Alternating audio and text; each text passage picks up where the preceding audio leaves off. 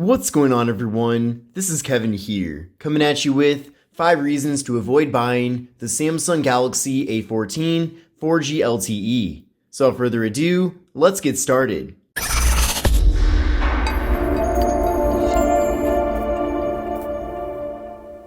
Now this video specifically pertains to the regular Galaxy A14 and not the A14 5G, which is a separate phone. Another thing I want to clarify as well is that this phone is clearly a low-end smartphone, so it's certainly not meant to have the top-of-the-line features out there.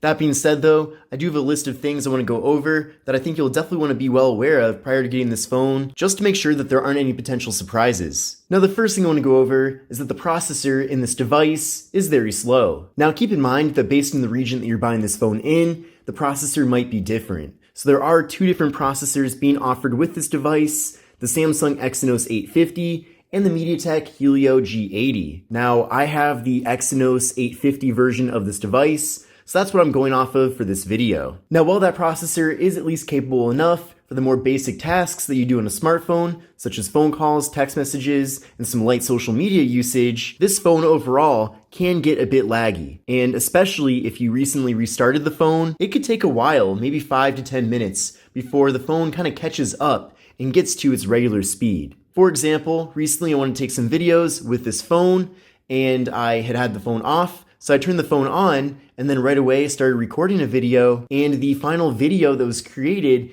ended up being really choppy. And even halfway through that video, the sound cut out. So that was a bit of a surprise for me, and even with some of the more lower end phones from Samsung that I've used in the past, I typically don't notice those kinds of hiccups right after restarting the device. Now again, after a little bit of time, the phone did start to kind of catch up as far as the processor goes, and then I was able to record that video and it wasn't choppy. So just be patient with it, but at the same time, just know that the processor here is not very fast.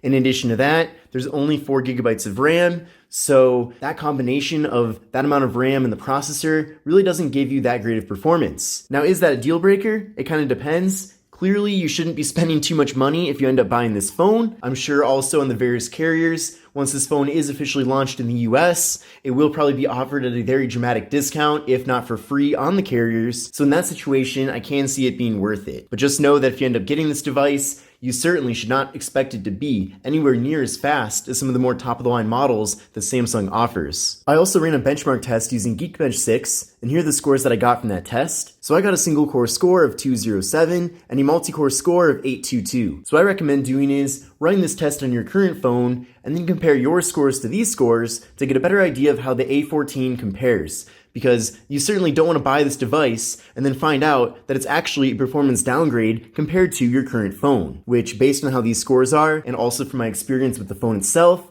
I could see that being pretty likely. The next reason to avoid potentially buying the Samsung Galaxy A14 are the build materials. Now, this is similar to the processor in the sense that you shouldn't expect to get the most premium build materials out there for a phone that is as affordable as this one, but at the same time, you certainly should be aware that the phone is made completely of plastic besides the display, which is made of glass. Now plastic is much more prone to getting scratched up as time goes on, especially compared to metal or glass, so I would definitely pair this phone up with a case just to keep it remaining fresh and new for a long time. Now thankfully, despite Samsung choosing to go for plastic as the main material here with the phone, they actually did a pretty good job given that limitation. So the phone does feel a lot more expensive than it even is, and I also like that we're getting kind of a frosted plastic finish here instead of a glossy finish because it really doesn't pick up any fingerprints. I've been using this phone quite a bit, and you really can't see fingerprints anywhere. They're really hard to find. Maybe at certain angles you can kind of see a few fingerprints or smudges, but in general there's pretty much none. And in addition to that, we have kind of this cool texture on the back of the phone, which does make it look a bit unique. So I don't consider the plastic build materials to be a deal breaker necessarily, but if you are coming from a phone that maybe has more premium build materials, then just know that you definitely should pair this phone up with a case so that it stays new and unscratched for a long time. Now the next reason to potentially avoid buying this phone is that it doesn't support 5G connectivity. Now that's probably not much of a surprise to you, considering that there is a separate model called the A14 5G. So since this is the regular A14, it is limited to just 4G LTE. Now at this point in 2023, I do think you can get by with just 4G LTE, but at the same time, if you're gonna go through all the time and effort of buying a brand new smartphone, you may as well get one that does support your carrier's latest and greatest network. And I can see as time goes on, as 5G becomes more prominent and 4G LTE kind of becomes a thing of the past, that could be a bit frustrating not having that kind of support for 5G on this device. But kind of tying in with everything else in the main message of this video, you're not paying too much for this phone if you end up getting it. So in return for that, you should expect compromises such as not having 5G support. But just know that it doesn't support 5G, and if you're expecting that, then just know that it's not here. The next downside with the Galaxy A14 is that the display is limited at just 60 Hz as the refresh rate. Now nowadays, we're seeing a lot of even lower end phones offering 90 Hz as the refresh rate, and even some devices, such as the Boost Mobile Cellular 5G Plus,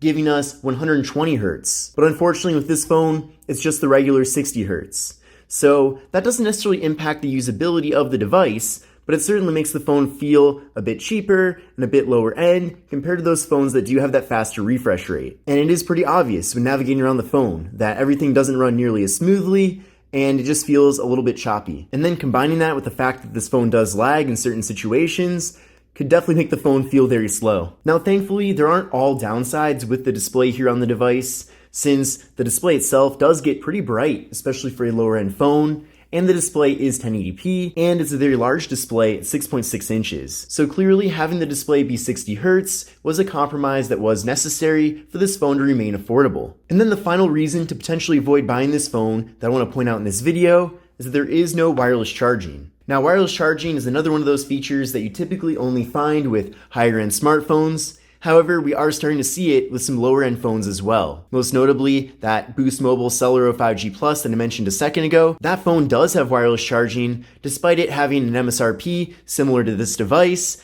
and it being offered at the carrier for just $99. So I guess what I mean is, companies can give us wireless charging in lower end smartphones and still be able to make a profit or at least justify it. So with this device, we're not getting wireless charging. Now, is that a deal breaker? I know many people don't care about wireless charging at all. However, I know for me, I have wireless chargers in multiple spots in my home. I have one in my bedroom. I have a wireless charger in my kitchen, another one in my office. So when using devices that do support that, it can be very convenient just to place the phone on that charger and then kind of forget about it. Another benefit of wireless charging is that if the charging port were to get damaged for some reason, then at least you have an alternative method to charge the phone until you're able to get that repaired. So just keep in mind that that feature is not present. And I know there are some people who maybe have a older flagship device, maybe like a Galaxy S9 or Galaxy S10, and they're not really looking to spend much money this time around with their next device, and they're considering going for lower end phones like this one, but at the same time they expect that features that were present in higher end phones a number of years ago have now made their way over to lower end devices. But unfortunately, that's not really the case, and especially for wireless charging, we're not seeing that very often. But this concludes my video on 5 reasons to avoid buying the Samsung Galaxy A14. I hope you enjoyed this video and most importantly learned something new today. But let me know what you think in the comments section below. This is Kevin, and I'll see you in the next one.